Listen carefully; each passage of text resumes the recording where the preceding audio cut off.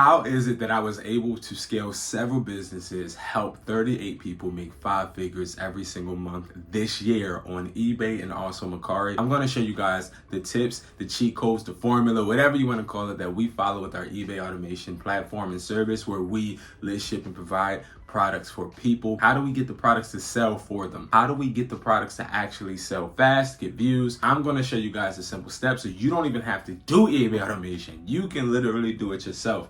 Now, one thing I will say is that when it comes to products are not hard to sell. Products are never the problem. I want you to go into this video understanding that you are the problem. We are the problem, okay? If a product isn't selling, I want you to first start to visualize you being the problem. Don't visualize, yo, man, this product sucks. Because you gotta think about it like this. I have reps right here, right? Let's say these reps are not selling. It's not the reps that are not selling. It's really you not selling it. First, we got to really take a deep dive into the mental and understand that we cannot continue to walk around thinking that this is the problem and just allowing it to consistently dwell in our head. I need another product, or I need to go on another platform. No, what you need to do is you need to understand that you're the problem. The steps you're making are not correct, and you need to reorganize, regroup, and continue. You better not quit. I believe in all of you guys, so make sure you guys stay fast, stay humble, stay healthy, and stay focused, okay? Now, if you don't know who I am, my name is Brandon Jones, and I specialize in helping you make an extra income, and I will always show you guys how to make money work for you. So let's start getting into these tips and tricks. These work with headphones, these work with chargers, these work with all different types of products. If you don't know, I have a wholesale website, reselling.com, that sells products to consumers and also wholesalers. I've been in this game for past 10 years. I'm literally somebody that loves and lives this. This is my life. So again, guys, this is something that I've learned throughout 10 years. I'm going to share with you guys the top tips that I use to sell on any platform, and it works every single time. All right, so number one, we're going to use the laptop for this because we're going to be talking about how you need to do product research. Now, product research is important because no matter if you're on Mercari or you're on eBay, you need to know exactly how your product is doing out there if it's a high demand on that profile. Now, this is a double-edged sword because it could be a high demand product for Susie, but not a high demand product for you. It all depends on what people gravitate towards with you. Now, I'll give you a great example. I have eBay automation students. I have 72 currently, right? 72 people that are hiring my people to list products for them, right? Some people are excelling at selling these adapters right here. These adapters, with the camera, these adapters right here are selling, and we're selling them for $11.50. We're getting these for $3.50. So it's a great profit, right? Then we have some people that are selling these iPhone 7 headphones, okay? These headphones are doing really well. But the people that are getting these headphones sold are not selling these. These aren't getting any views. It all depends on the profile. It all depends on what people gravitate towards, where your listings rank, if you're doing the proper SEO, revisions as well. It all depends on that. So you cannot think just because you see that a product is trending that it's going to work for you. Sometimes it doesn't work that way, right? So what you need to do, we're going to go and let's just look up some adapters, okay? If we're going to look up adapters, I'm going to show you on each platform. With Mercari, the way I would look at it is type C adapter, right? Type it in the search bar. You want to look at what people are buying these products for. So we're going to go to sold, right? And I want to not just look at the price, but I want to look at how many, right? So are they selling bundles? Are they indulging in the bundle aspect more, or is it the packaging? I need to find out, right? So we already know, I showed a tutorial on how you can list something like this, but you can get rid of this little Apple logo because again, we do have this packaging, but none of our packaging at reselling.com has any Apple logos on it. But again, you would research, right? But as I look down on here, I don't see really much adapters, any real adapters, right? And that's okay. This is interesting because I need to sell this, so we're gonna keep that up. But here's the thing. When you go and you type in your type C adapter and you don't see any, that means one or two things: that people aren't buying it, or it means that you're not looking at the most recent. So yes, we're looking at best match. We need to go to the newest first, right? So either we're putting the wrong keyword or we're not looking for a product that people want, especially not on this platform. So then let's go over to eBay, okay? And we're gonna go to eBay, type C adapter, okay? And when we go over to type C adapter, we're gonna go all the way down to sold. Y'all know this little cadence because a lot of people show this, right? But I'm gonna show you something. I don't really see much, right? So now I'm starting to realize that it's not the product that may not be trending, it may be the keyword that I'm using, right?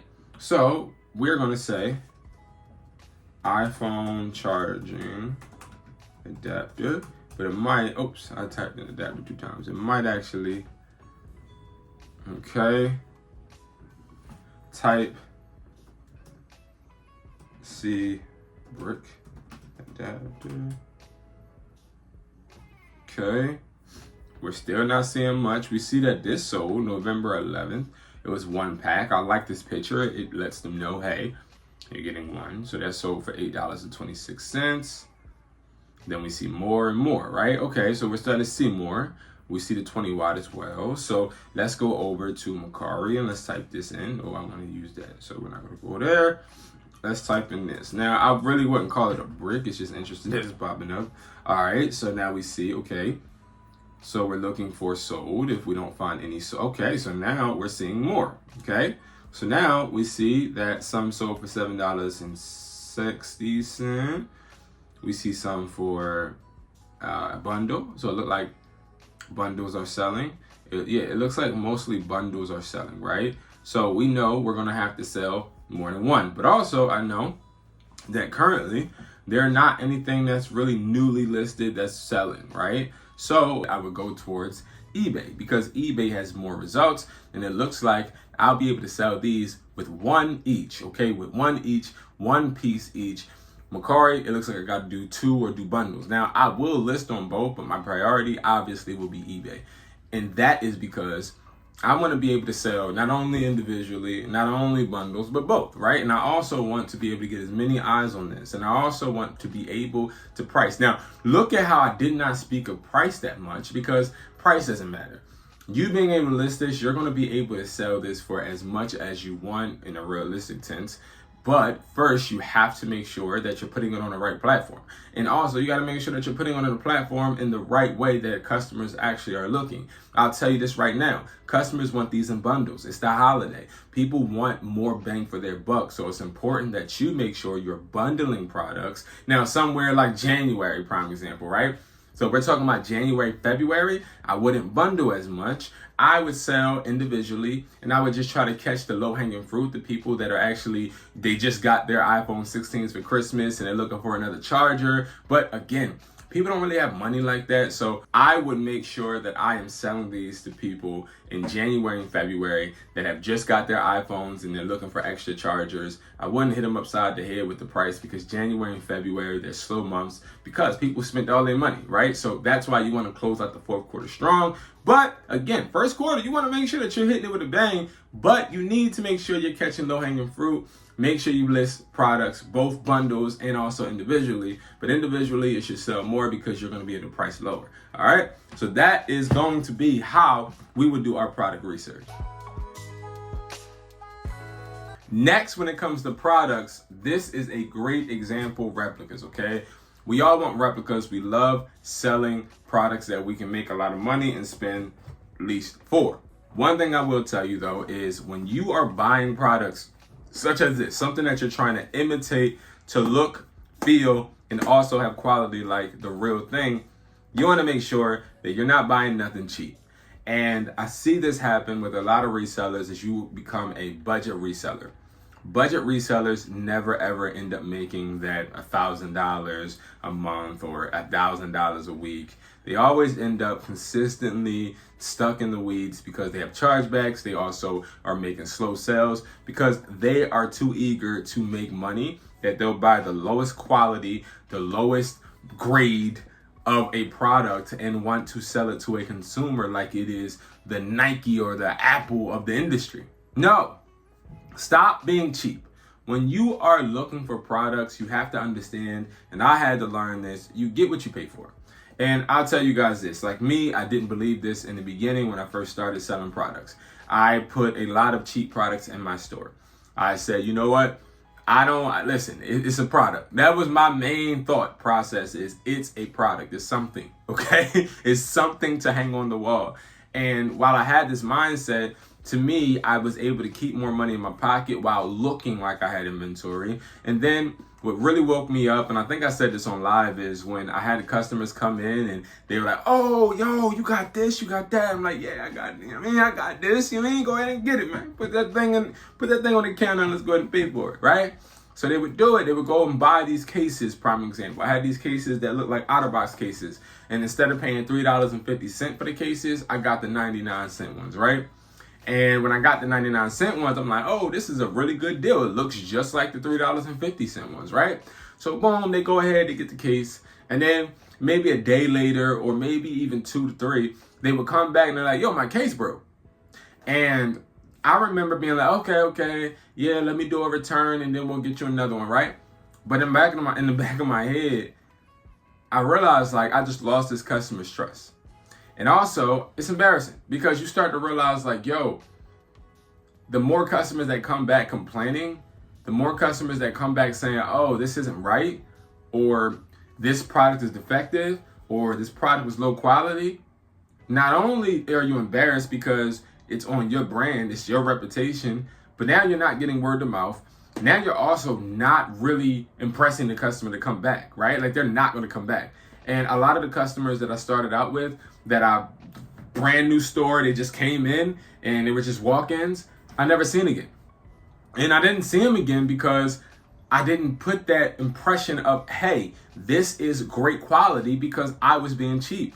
And I see it a lot with reps. People, they want reps from me because they know that my reps don't get returned. But then they'll say, oh, well, how much are they? Oh, they're $35 each when you buy X amount. Oh, okay.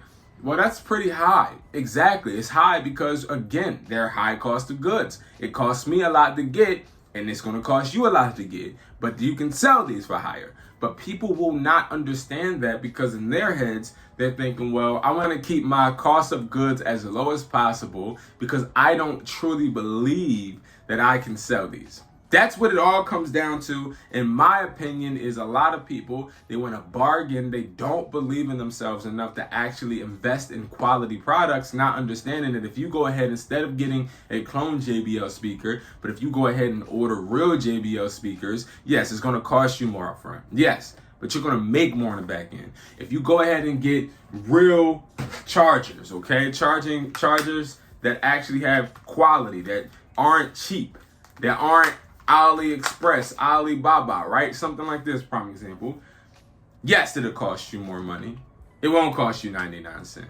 But what end up happening is you're going to be able to make your customers happy. They'll then start to share word to mouth and you'll start to make more money. You have to spend more. And the beautiful thing about it is spending more doesn't mean that you profit less. It doesn't mean that you don't make no money. Because when you spend more, you literally hike the price up. That's how it works. We're in inflation, right? People say. I think we're leaving and getting out of an inflation. But again, you can still price products higher because you got it for more. You don't have to try and be ultra competitive, especially on selling apps, when it comes to you having a high product. Okay? I'm going to tell you this. I've met consumers that go on eBay. They'll see a product, right? They'll see this.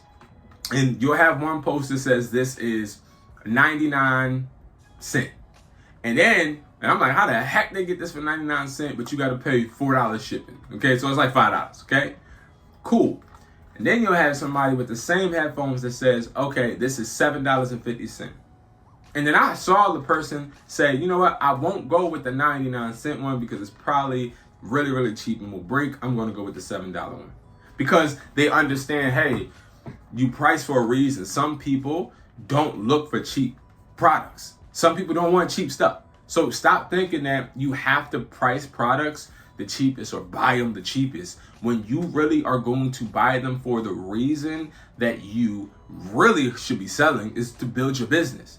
Build a business that has quality. Build a business that can make your customer want to come back. Now I want to talk about profit margin, right? So again, if you're getting something like this or something like this or something like this, right? If you're getting a product to where you're like, okay, I'm going to take your advice, Brandon. I'm not going to buy cheap products. But how will I know what to price the products? And this is where I think a lot of people, they have different methods. And there are a lot of methods that you can use. But I use my own little timeline method. And what it is basically, I have a timeline between 45%, okay? 45%, and then I have a 75%. Now, 45% is going to be, I'm going to go ahead and have a profit margin and put in the profit margin calculator, 45% of whatever the cost is of the product. Let me say it slower.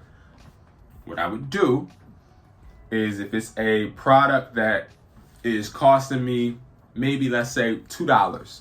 So let's say I get this adapter. For this adapter, I would go ahead and say, you know what?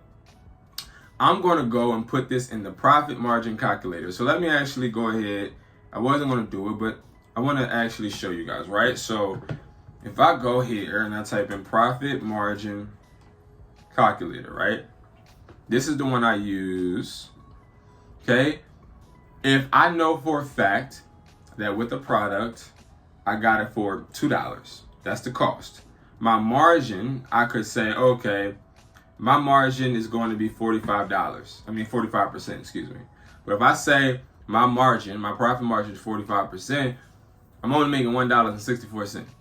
So what I do is in the store, if it costs me low, I will go ahead and have a higher profit margin. So the profit margin will be between 50 and 75%. You got to find a sweet spot that you're comfortable with. So prime example, if I make it 75%, that then goes to $8. That is something I'm comfortable with. I make $6 profit, so I can go ahead and buy another pair of the adapter, and I can put the rest of the money in my bank account. That's how you price products, is you want to be able to buy the product again, but also take some money from that sale and put into your take-home pay, okay? Now, again, the 75% works because this is only $2. Now, what about if you were to go ahead and get some maxes, let's say, right? Let's say that you get maxes, even though these maxes are on wesply.com for as low as $25. So they're cheap. But let's say that you're getting maxes and let's say the maxes cost you $65, which no, let's actually do a real one. $25 is how much these maxes will cost you if you buy them on wesply.com, right? So would I do a profit margin of 45%? I could, but guess what? The problem is would you be able to buy that product and then also be able to take some money home again? Okay? No, you cannot take the product home and you can't literally make your money. You can't buy another pair of AirPod Maxes because you're only getting $20.45. So, and they cost $25, right? So what I would do is I would go and I would say, all right, let me go towards the 25% mark. And now I see I would price it at $100. Now I would make $75. That's great. That's a good profit margin if you can sell it, right? So that is where I would start marking it once I start getting sales and reputation and reviews. What I would do is I'd say, okay, that's a little bit too high. I know for a fact that I want to make at least $45. That's going to be a 64.20. I said a 64.29. Okay, so 64.29% profit margin, which would be the fact that you have to price it at $70. That's not bad at all. You would get $45. So that means you'll be able to go ahead and buy the maxes for the $25, but you will also be able to take $25 home. So again, that's how the profit margin situation works, because you want to be able to literally price your product so that you can buy another one and also put money into your take-home profit, okay? You want to be able to price these products in a different fashion each time. It depends on the product. So people ask me all the time, well, how do I price it? What's the formula? So the formula is basically I utilize the profit margin calculator. I decide what I want to take home. And from there, I will go and play around with this until I find a price that makes sense, right? Now, if you didn't want to just do 45, and you didn't want to just make 45, or you maybe want to make lower, right? You're saying, okay, I'll take home 10, right? I'll start low. So I'll do 35, I'll take the 25 and buy another pair. I'll take $10 profit. That means that you only got to list it at $60. I can list it on Mercari, eBay at $60. So again, profit margin matters. With any product, profit margin is important because then you start creating a uniform way of doing business, which then allows you in the future to be able to hire somebody to do this for you and just give them the formula that you have, so that now you can automate your business. You don't have to always be hands-on, and you set yourself up for success. It's important for you to know that your source and location is important. Where are you getting your products from? I learned this very, very early, that me going and ordering on AliExpress, DHgate, Alibaba, all of those places were cool, but the shipping was too long. I ended up running into a lot of problems being able to source products in my store, let alone with apps. Like, I literally had to wait, and tracking wasn't always accessible overseas. You would have to wait until they update it, and then you have customers cancel before it comes. So that's why I urge people to make sure you are getting your products from the country you're in, because you want to be able to access these products as soon as possible. The longer you have a customer waiting and you didn't give them that expectation, the faster they're going to cancel, which if they cancel, then you're screwed, because now instead of you being able to make money by utilizing this extension or these people that you're working with, they're actually being counterproductive and making you lose sales because of their shipping process, which they might not even be able to control, right? So you want to make sure that you are sourcing in the country that you're in. So if you're in the United States of America, make sure you find a U.S. warehouse. So if you're talking to somebody on Alibaba or AliExpress or DHgate, make sure that you ask the distributor that you're talking to, hey, do you have a U.S. warehouse? If they say no, then just say, okay, I'm not interested in doing business, right? Now, I will tell you that I have a direct plug to somebody in overseas, right? And he told me that the new thing that a lot of people are going to start doing is they're going to start putting warehouses in America so that they can effectively package and ship orders easy.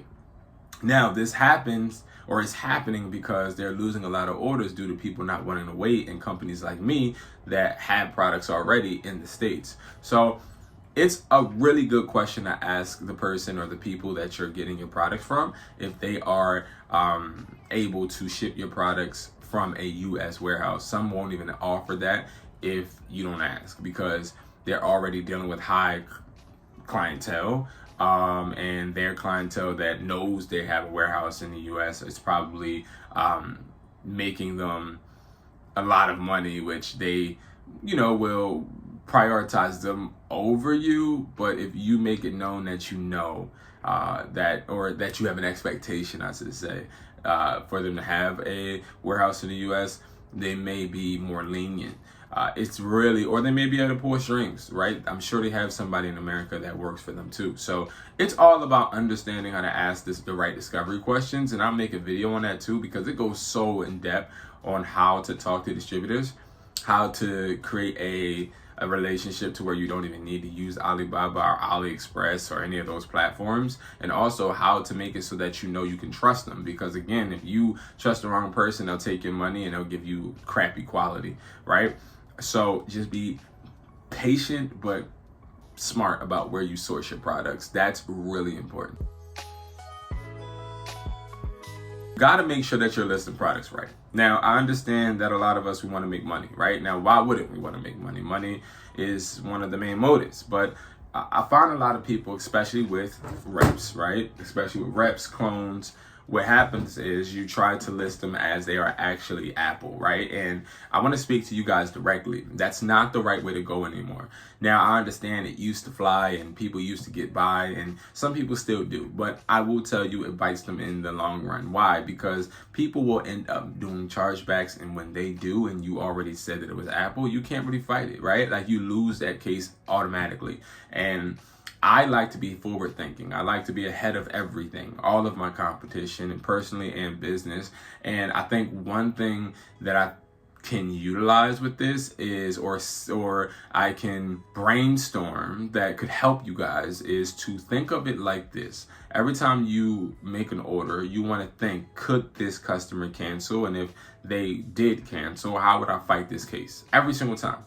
And if you think about it like that, if you're listing saying, oh yeah, it's Apple, and yeah, buy this Apple, this pair of Apple headphones, and you know for a fact it's not Apple and it is a clone or it is a replica, and you're having the customer ask you and you're just lying to them, you should know, like, okay, let me actually pull back. Let me cancel this order, because I know for a fact this customer, they want the real thing, even though it's priced at $50. They still want the real thing, and I don't want to be hindered, or I don't want to be taken off of a platform because I wanted to make a measly $60 from these headphones, when I could just do good business and say, no, these are OEM, or these are replicas, or, you know, say a fancy name if you want, but don't sit there and lie. And all of my product descriptions that we do on eBay Automation, we let them know, and I've shown this on live and I've shown this on multiple videos.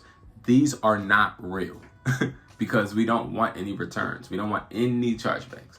So let them know and inspect what you expect, and be honest, because when you're honest, at least you get the customers that will fall through and actually take the product and not create problems. Next, it's important to touch the customer 3 times. Now, when it comes to touching the customers, I really feel like this is overlooked by a lot of people. It was by me.